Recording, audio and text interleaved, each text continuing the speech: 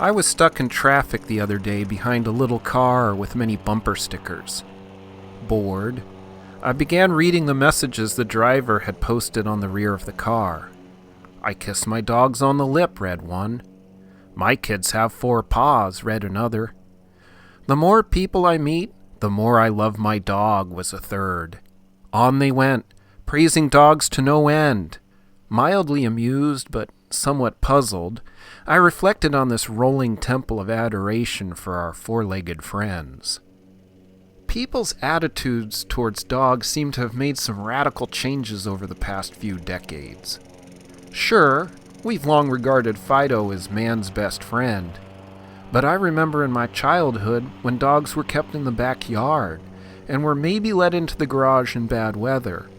Even Charles Schultz's venerable Snoopy, a sometimes detective, World War I flying ace, and overall Jeeves-esque character of reason, was assigned living quarters in a doghouse. Good man Charlie Brown kept him out there summer and winter. Think about that. Sure, you had Lassie and Rin Tin Tin way back when, but they were exceptional outliers. Mostly, through history, dogs have been kept in their place, at their master's feet, or worse. Used to be a dog was just a dog, a minor submember of the family relegated to the shadows under the porch and sometimes table scraps. Now they seem to be something far more. Folks agonize over their pooch's diet and what bed to buy them, even while sharing their own with Fido. People roll them in baby strollers. Think about that. Quite an upgrade. What changed? It's food for thought. I suppose if you cover anything with fur, it becomes a lot more attractive. Look at cats. Would we welcome biting, scratching felines into our home if they were covered with scales? However, tarantulas sort of disprove the fuzzy theory, but I'm getting off on a tangent. There's something far greater at play here than just warm fur and a wagging tail. I'm not judging people's devotion to their pooches. The owner of the bumper sticker emblazoned subcompact of canine worship has a right to their view. I just find it interesting. I had a beloved dog as a kid, who I still mourn as a past member of the family. He was a wonderful being. They have that sort of traction, those dogs. I suppose 4 legs, fur, and a friendly disposition will do that. Still, historically, dogs have long been held by humanity in a compromised light, at best. Most cultures view them as dirty animals, scavengers who have followed on humanity's heels for eons, enthusiastically eating what we discard, and worse. Part of Lazarus' earthly trials, as he starved outside the rich man's door, was to have his open sores licked by stray dogs.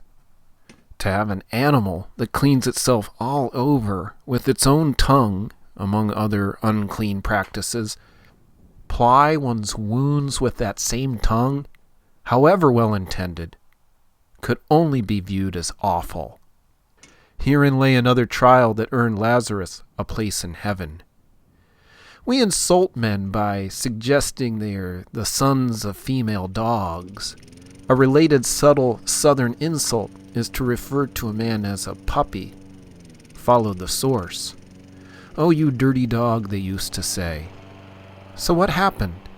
Now the owner of the subcompact car before me celebrates swapping spit with their dog and considers them to be their children.